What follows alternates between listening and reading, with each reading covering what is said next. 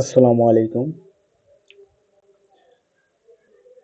আপনারা সবাই কেমন আছেন? আশা করি অনেক অনেক ভালো আছেন। বা এগুলোর মধ্যেও Edible Studio একটা অন্যতম একটা অ্যাপস।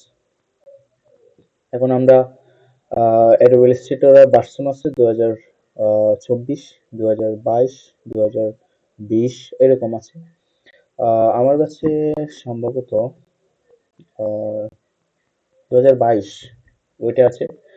আমরা যদি ওইটার উপরে ক্লিক করি তাহলে আমাদের কম্পিউটার বা ডেস্কটপ বা ল্যাপটপ যেকোনো একটা জিনিস এটা ওপেন হবে।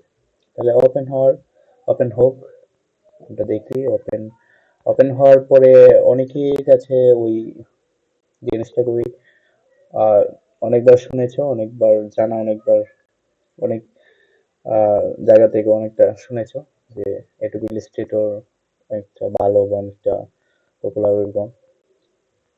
তবে আপনার ইন্টারফেসটা এরকম না আসলেও আহ, না এরকম আসবে না, কারণ এই যে লেটার সাইজ, তারপর পার্ট কার্ড, ফার্স্ট কার্ড, তারপর কমন, এগুলো আইফোন এক্স, এগুলো রিসেন্টলি কাজ করা হয়েছে এরকম, রিসেন্টলি কাজ করা হয়েছে, যার কারণে এগুলো ইন্টারফেস সামনে আইতেছে।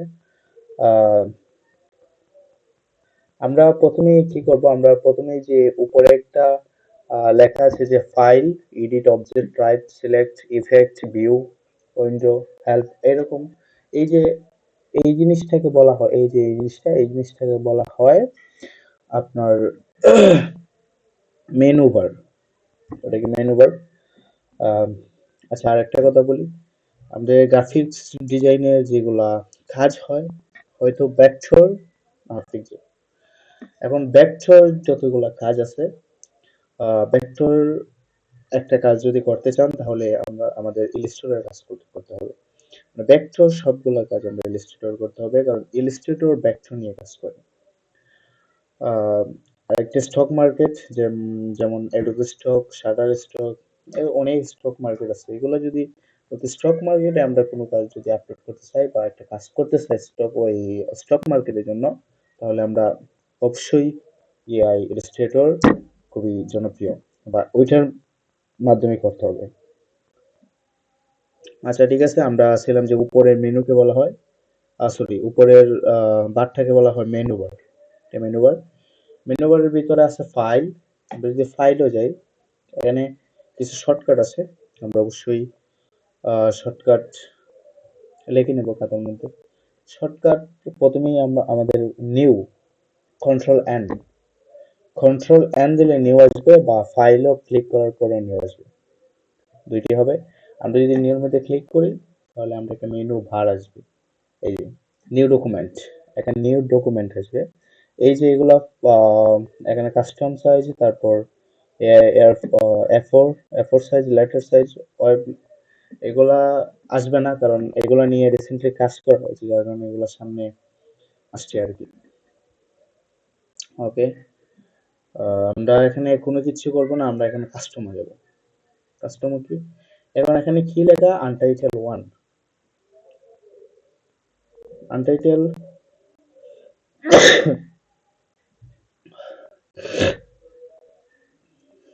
আনটাইটেল ওয়ান লেখা। আমরা যদি ওইটা ক্রিয়েট করার পরে আবার যদি ফাইলে ঢুকি তাহলে আনটাইটেল টু আসবে। এবার যদি আমরা আহ, এই অ্যাপসটাকে ক্লোজ করে ফেলি, একবারে বাহির হয়ে যাই, তারপরে যদি আবার ঢুকি তারপরে আনটাইটেল আবার ওয়ান আসবে।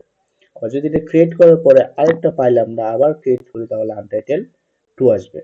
তাহলে আমরা ওইটার মধ্যে সবচেয়ে বেশি একটা দরকার যে নামটা সবচেয়ে বেশি দরকার। আমরা যেহেতু আজকে প্রথম ক্লাস, যেমন লিখলাম যে ক্লাস ওয়ান, এটা একটা নাম লিখলাম, ওই নামে সেভ হবে ক্লাস 1। এখন একটা ওইজ, একটা হাইট, আমরা তো বুঝি একটা বাংলা ভাষায় যেটাকে বলা হয় দৈর্ঘ্য এন্ড প্রস্থ। ওকে, আমরা দৈর্ঘ্য প্রস্থ আমাদের যে কাজটি করব ওই কাজটির উপরে বেস করে আমরা দৈর্ঘ্য প্রস্থ, কারণ আমরা এখন একটা সাইজ নিলাম, যেমন 1000, 1000, আহ 1000। তারপর এখানে আসি, আমরা বেসিক্যালি কয়টা জিনিস নিয়ে কাজ করি, আমরা বেশি সময় কাজ করি পিক্সেল বা ইঞ্চিস নিয়ে। যেমন এখানে পিক্সেলস আছে, আবার নিচে ইঞ্চিস আছে। ইঞ্চিস আর পিক্সেলের মধ্যে পার্থক্য কি? ইঞ্চিস আর পিক্সেলের মধ্যে একটি পার্থক্য যদি আমরা ইলেকট্রনিক মিডিয়া যেমন মোবাইল ফোন বা ইলেকট্রনিক মিডিয়া যেগুলো আছে, ইলেকট্রনিক মিডিয়ার জন্য যদি কোনো আমরা কাজ করি তাহলে আমরা আহ পিক্সেলটা অত্যন্ত জরুরি বা ওইটা দিয়ে কাজ করতে হবে। আর যদি আমরা প্রিন্টের জন্য কাজ করি আমাকে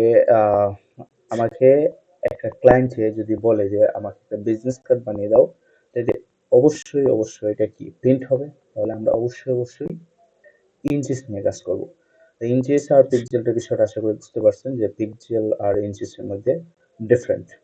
ওকে, তারপর আসবে আহ এটা তো বুঝছেন পিক্সেল আর ইঞ্চিস, ঠিক আছে। ওকে, তারপরে ব্লিড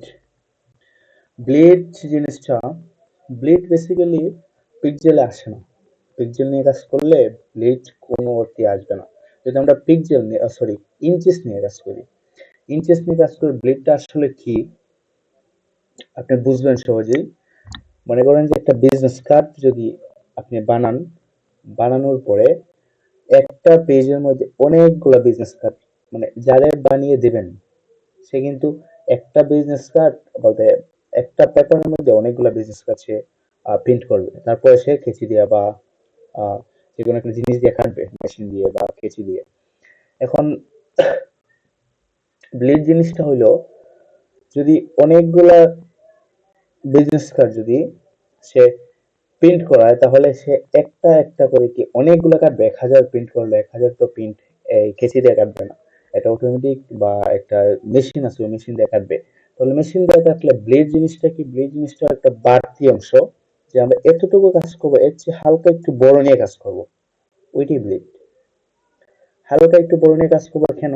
হালকা একটু বড় নিয়ে কাজ করবো এই কারণে যে হালকা বড় নিয়ে কাজ করলে যখন আমরা প্রিন্ট করবো একটা অটোমেটিক একটা মেশিন দিয়ে আমরা যখন কাটবো এটারে আহ কাটার ওই যে বাকি অংশটা এমন সিস্টেমে কাটবে যেমন বাকি অংশটা আমি কেটে ফেলে দেয়। যদি বাকি অংশটা না দেয় ওটা কাটার সময় হয়তো হোয়াইট কালার চলে আসবে, না হলে ওর ডিজাইনের কালার চলে যাবে, ওইরকম একটা আহ সিচুয়েশন তার আসবে। তাহলে আমরা ব্লিড নিয়ে কাজ করলে সামান্য হালকা একটু বড় নিয়ে কাজ করব। এই সামান্য বড় নেওয়ার আহ, অর্থ হলে গিয়ে ওইটা কাটার সময় এটা কাটার সময় ওই যতটুকু আমরা এরিয়া আছে ওই এরিয়া পর্যন্ত কাটবো, বাকিগুলো যে আমরা এক্সট্রা এখন ব্লিড দিয়ে রেখেছি বাকিগুলো কেটে ফেলে দিব। আশা করি বুঝতে পারছেন। ওকে, ব্লিড আমরা পিক্সেলের কোনো দরকার নাই, তাহলে আসবে কালার মোড। কালার মোড কি? RGB CMYK। RGB red, green, blue, CMYK cyan, magenta, yellow. এখন RGB কোন সময় কাজ করে, CMYK কোন সময় কাজ করে? যদি আমরা কোনো কিছু প্রিন্ট নিয়ে কাজ করি, প্রিন্ট জানি সেটা প্রিন্ট হবে, যেমন বিজনেস কার্ড এগুলো যদি প্রিন্ট হয় তাহলে আমরা অবশ্যই CMYK নিয়ে কাজ করব। আর যদি কোনো ইলেকট্রনিক মিডিয়া নিয়ে কাজ করি তাহলে RGB নিয়ে কাজ করব। কেন RGB নিয়ে কাজ করবো ইলেকট্রনিক মিডিয়ার জন্য, আর কেন CMYK নিয়ে কাজ করবো আমরা প্রিন্টের জন্য? যদি একটা বাস্তব উদাহরণ, যদি আমরা কোনো কিছু একটা RGB জিনিসটা বুঝি আগে। RGB এখানে তিনটা কালার, সে কতগুলা কালার আউটপুট দিতে পারে। যদি আপনার কাছে ভালো একটা ক্যামেরা থাকে, ভালো ক্যামেরা ভালো ক্যামেরা থাকার পরে একটা ছবি তুলবেন, ছবি তোলার পরে খুব একটা জুম দেবেন, অনেক জুম দেওয়ার পরে দেখবেন যে তিনটা কালার চলতেছে নিতেছে। তো তিনটা কালার, এক একটা কালার 255 করে আউটপুট দিতে পারে। এখন 255, 255 এটা মাল্টিপ্লাই করার পরে যতগুলা কালার আসবে সে ততগুলা কালার আউটপুট দিতে পারে। RGB RGB নিয়ে যদি আমরা কাজ করি, RGB নিয়ে যদি একটা প্রিন্ট করি আমরা, কম্পিউটারের ভিতরে দেখবো এক কালার, কিন্তু প্রিন্ট বাহির হওয়ার পরে দেখবো অন্য কালার। কারণ কারণ এখন আমরা যদি কোনো কিছু দেখি, আমরা মোবাইল যদি দেখি, কিন্তু মোবাইল দেখার কারণে কিন্তু আমরা বিদ্যুৎ বা কোনো কিছু দেখার মানে দেখানোর জন্য এমন কোনো জিনিস আমরা কিন্তু দেখি না বা জ্বালাই না। এখন বাতি জ্বালিয়ে তো আমরা মোবাইল টিপি না, বা মোবাইল টিপলেও আমরা বাতি নিভে গেলেও কিন্তু আমরা মোবাইল স্ক্রিন দেখতে পারি। আর কিন্তু একটা আপনাকে লেখা লেখছেন দেওয়ালে কিন্তু বাতি নেই, এই লেখাটা দেখতে পারবেন না। আরজিবি সেম এরকম কাজ করে যে আরজিবি দেখতে একটা কালার দেখাবে কম্পিউটারের ভিতরে, কিন্তু ওটা যখন আমরা প্রিন্ট করব অন্য একটা কালার চলে আসবে। সো সিএমওয়াই কে কালার আমাদের প্রিন্টের জন্য অত্যন্ত জরুরি। আমরা যেটা দেখবো সেটা বাইর হবে। ওকে, আর মোড সেটিং এ গিয়ে আহ, গেলে সেম এগুলোই পাবেন। আমরা মোড সেটিং এ গিয়ে সেম এগুলোই, তাহলে আমরা ক্রিয়েট করে ফেলি। ক্রিয়েট করলাম। ক্রিয়েট করার পরে আপনার সামনে এরকম একটা ইন্টারফেস আসবে না। ইন্টারফেস আসবে না, দেখাই কোনগুলো ইন্টারফেস আসবে। লেয়ার, প্রপার্টিজ, এগুলো আমরা একটা একটা করে, brush, swatches, symbol, colour, colour guide, gradient, mistress, paragraph, character,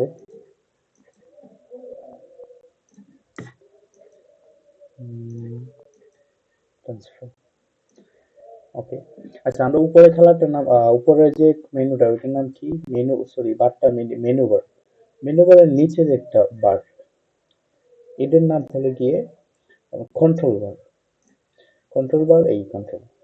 আপনার সামনে এই সিস্টেমে একটা ইন্টারফেস আসবে।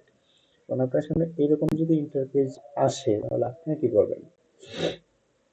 উইন্ডো যাবেন, উইন্ডো দিয়ে কন্ট্রোলে যাবেন, কন্ট্রোল যাওয়ার পরে ওই কন্ট্রোল বারটা আসবে। এই কন্ট্রোল বারটা আসার পরে আমরা এই সাইটে যে একটা প্যানেল দেখছিলাম, ওইটার নাম কি? ওইটার নাম আসলে এখানে উইন্ডো গিয়ে যদি টুল, হ্যাঁ টুলবার্স, এটার নাম টুলবার্স। টুলবার্স যাওয়ার পর অ্যাডভান্সে যাবো, অ্যাডভান্স দিলে এটা আসবে। এটা যদি আমরা সিঙ্গেল করে পেলে নিচে দেয় অনেকগুলা জিনিস দেখা যাবে না, কিন্তু আমরা ডবল করে রাখবো। ডবল করে রাখার পরে আমরা ওইটা যেখানে ইচ্ছে সেখানে নিতে পারবো, কিন্তু আমরা রাখবো সেটা বামে। বামে, সরি, বামে রাখার পরে আমরা যদি একবারে কর্নারে নেই, একটা ব্লু কালার একটা কালার আসছে, ওটা ব্লু কালার আসলে ওইটার মধ্যে ছেড়ে দিলে সেটা সেট হয়ে যাবে। সেট হয়ে যাবে। এবং আমরা যদি ডান ধারে যে অনেকগুলা টুলস দেখছিলাম ওইগুলোর নাম হলো কি? Floating panel. Floating panel window দিয়া আমরা অ্যালাইন দরকার হবে, আমরা অ্যালাইন আনলাম। সেম ডানে গিয়ে ব্লু কালার আসলে ছেড়ে দেবেন, আরেকটা প্যানেল তৈরি হয়ে যাবে। ওকে, আমরা অ্যালাইন লাগবে, রেফারেন্স লাগবে, ওইটাও রাখলাম। সরি, ছোট করি। ওকে, ব্রাশ লাগবে। আবার যদি ওইটাকে আবার বড় করার পরে যদি বেশি আবার নিয়ে নেয়, আরেকটা প্যানেল কিন্তু তৈরি হয়ে যাবে। আমরা আরেকটা প্যানেল চাচ্ছি না, আমরা যেটা, সরি, ও মাই গড, ভিডিও করছি। হ্যাঁ, আরেকটা প্যানেল চাচ্ছি না আমরা, আমরা একটা প্যানেল চাচ্ছি।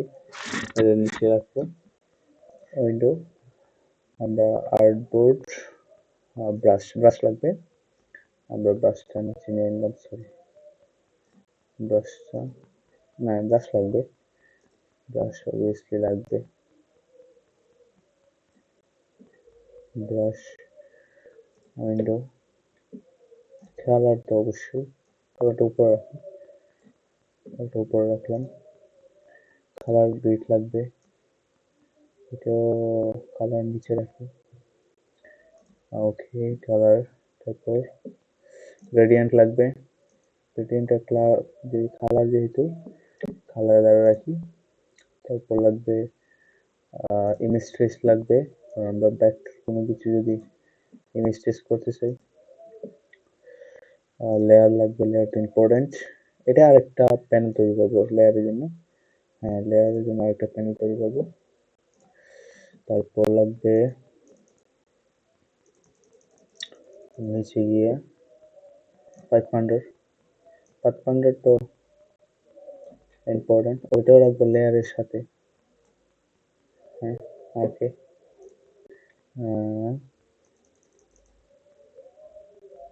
সিম্বল লাগবে, রাখবো এখানে, সরি।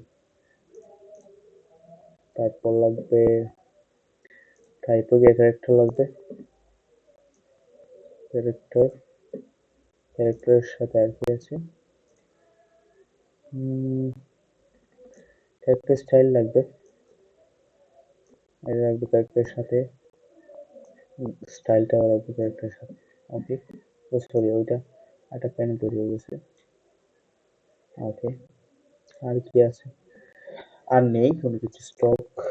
হ্যাঁ, স্টক দরকার, স্টকটা রাখবো আমরা অ্যালাইনের নিচে, এই অ্যালাইনের নিচে।